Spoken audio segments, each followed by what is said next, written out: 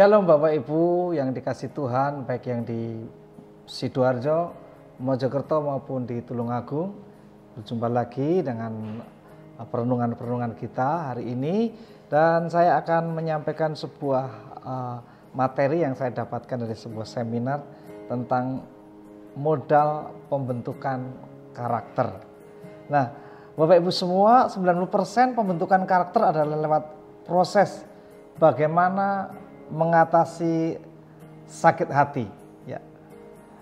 Seperti luka dalam diri kita, apabila itu tidak segera sembuh, maka luka itu akan membuat kita menjadi lebih sakit. Maka sakit hati dalam proses itu perlu segera diselesaikan. Nah, pembentukan karakter itu seperti kita dipahat, terjadi gesekan-gesekan. Sebab firman Allah mengatakan bahwa besi menajamkan besi, manusia menajamkan sesamanya. Artinya pembentukan karakter itu bisa terjadi dengan hubungan kita dengan teman sekerja, antara pimpinan dan bawahan, antara karyawan dan bos, antara suami istri, orang tua dan anak. Dan gesekan itu kadang menimbulkan luka, dan apabila menjadi sembuh, maka kita akan naik level. Tetapi apabila luka itu membuat kita mengalami trauma dan kepahitan, maka kita tidak bisa mengalami yang namanya naik level. Nah, sebab itu kita perlu kunci untuk mengatasi luka akibat gesekan. Nah, apa saja kunci itu? Yang pertama adalah begini, kita harus memiliki cara pandang ilahi atau perspektif ilahi di dalam melihat sebuah gesekan atau luka. Kalau kita baca dalam Injil Lukas pasal 11 ayat 34 dikatakan, matamu adalah pelita tubuhmu. Jika matamu baik, teranglah seluruh tubuhmu. Tetapi jika matamu jahat, gelaplah tubuhmu. Ya, mata tidak hanya sekedar bagaimana kita bisa melihat, tetapi mata yang saya akan pakai ayat ini adalah bagaimana cara pandang kita terhadap luka hati, cara pandang kita terhadap gesekan dengan sesama. Nah, cara pandang yang benar, cara pandang ilahi yang kita bisa taruh dalam sebuah hubungan, cara pandang ilahi akan membawa kita kepada sebuah pengertian yang baik. Kalau kita memiliki mata yang baik, teranglah seluruh tubuhmu. Artinya kalau kita memiliki cara pandang yang baik, maka kehidupan kita juga akan baik. Nah, hal ini kita bisa pelajari dari kehidupan seorang yang bernama Yusuf. Dia mengalami sebuah pergolakan hidup, dia mengalami sebuah pergesekan, tapi dia bisa memandang dengan cara Tuhan memandang. Saya baca dalam Kejadian pasal 45 ayat 5, 7 dan 8. Demikian bunyi firman Tuhan. Tetapi sekarang janganlah bersusah hati dan janganlah menyesali diri karena kamu menjual aku ke sini, sebab untuk memelihara kehidupan Allah menyuruh aku mendahului kamu. Ayat yang ke-7, maka Allah telah menyuruh aku mendahului kamu untuk menjamin kelanjutan keturunan di bumi ini dan untuk memelihara hidupmu sehingga sebagian besar daripadamu tertolong. Saya sambung ayat 8. Jadi bukanlah kamu yang menyuruh aku ke sini, tetapi Allah. Dialah yang telah menempatkan aku sebagai bapa bagi Firaun dan tuan atas seluruh istananya dan sebagai kuasa atas seluruh tanah Mesir. Nah, Yusuf menjadi teladan bagi kita bagaimana dia memandang sebuah persoalan dengan cara pandang Tuhan, cara pandang ilahi.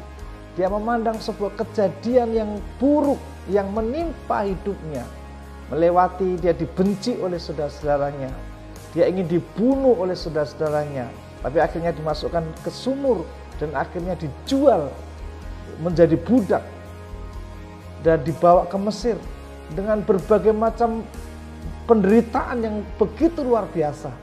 Tapi dia bisa mengambil sebuah kesimpulan bahwa inilah cara Tuhan membawa saya ke Mesir untuk memelihara hidup bagi keluarga kita dan nantinya bagi bangsa kita. Penting sekali bagi kita untuk memiliki cara pandang Tuhan. apapun masalah Anda saat ini, mari kita belajar dengan cara pandang Tuhan. Nah, hal yang positif jika diresponi dengan negatif, maka akan menjadi negatif. Tetapi hal yang negatif jika kita belajar merespon dengan positif, maka akan menjadi positif. Kita sudah belajar dari seorang yang bernama Yusuf, dan akhirnya setelah tiba di Mesir, dia mengalami promosi yang luar biasa. Dia menduduki sebuah jabatan yang bukan hanya untuk kepentingan sendiri, tapi adalah untuk kepentingan bagi sebuah bangsa, kepentingan bagi lahirnya keselamatan bagi seluruh bangsa, karena lewat Israel lah juru selamat akan hadir. Yang kedua, menjadikan pengampunan sebagai gaya hidup. Ini sangat penting.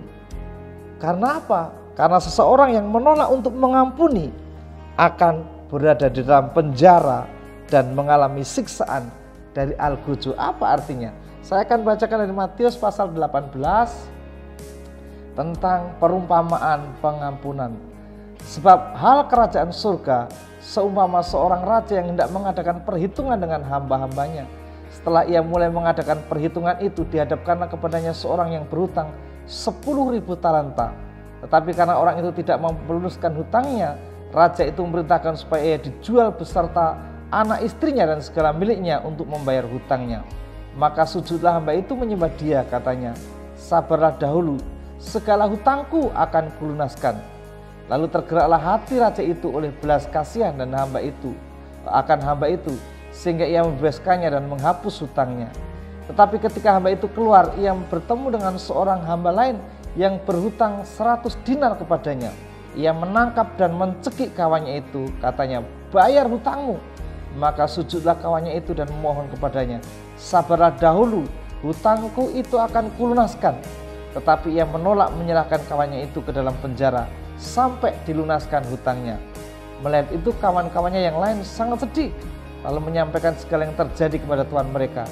Raja itu menyuruh manggil orang itu dan berkata kepadanya, hai hamba yang jahat, seluruh hutangmu telah kuhapuskan karena engkau memohonkannya kepadaku. Bukankah engkau pun harus mengasihani kawanmu seperti aku telah mengasihi engkau? Maka marahlah tuannya itu dan menyerahkannya kepada Al-Ghujju sampai ia melunaskan seluruh hutangnya. Maka Bapakku yang di surga akan berbuat demikian juga terhadap kamu, apabila kamu masing-masing tidak mengampuni saudaramu dengan segenap hatimu. Nah, Bapak Ibu Saudara semua, bahwa sangat penting untuk kita memberikan pengampunan. Sebab jika kita tidak bisa mengampuni, maka Allah pun tidak mau mengampuni. Nah, Ellen Patton mengatakan bahwa saat terluka, kita tidak akan pulih sebelum kita mengampuni. Nah, sebab itu perlu bagi kita untuk memberikan sebuah pengampunan. Dalam 1 Yohanes pasal 4 ayat 8 dikatakan, barang siapa tidak mengasihi, ia tidak mengenal Allah. Sebab Allah adalah kasih. Itu berarti memiliki Allah sama dengan memiliki kasih. Melepaskan pengampunan sama dengan melepaskan kasih. Kalau Anda menolak, kita menolak melepaskan kasih sama seperti kita menghentikan aliran kasih Allah. Berhentinya aliran kasih akan mengakibatkan kekeringan dan kematian rohani. Nah, kita Bapak Ibu semua, baik yang di Sidoarjo maupun Mojokerto dan di Tulungagung, mari sebagai modal untuk kita mengalami pembentukan karakter dan kunci untuk mengatasi rasa sakit di dalam pembentukan karakter adalah yang pertama, miliki cara pandang Tuhan, dan yang kedua, miliki hati yang penuh pengampunan atau pengampunan sebagai gaya hidup. Puji Tuhan, mari kita berdoa supaya Tuhan berikan kekuatan bagi kita apabila kita sedang mengalami proses atau akan mengalami proses, biar kita dikuatkan dan dimampukan oleh Tuhan untuk menghadapi setiap proses yang kita jalani, sehingga kita tidak gagal, tidak jatuh dalam kepahitan, dalam sakit hati, tetapi next level. Tuhan, terima kasih. Kami saat ini sedang memohon campur tangan Tuhan untuk kami diberikan kekuatan baru supaya kami boleh memandang setiap persoalan yang terjadi dalam hidup kami, gesekan proses yang terjadi dalam hidup kami dengan cara pandang Tuhan, sama seperti Yusuf memiliki cara pandang Tuhan. Terima kasih, dan juga berikan kami hati yang mengasihi untuk kami boleh melepaskan pengampunan bagi orang lain. Sebab apabila kami tidak mau melepaskan kasih, maka kasih juga akan terhenti dalam hidup kami, sehingga hidup kami akan menjadi kering. Kami bersyukur, berkati kami semua dalam nama Tuhan Yesus. Haleluya. Amin. Tuhan memberkati kita semua.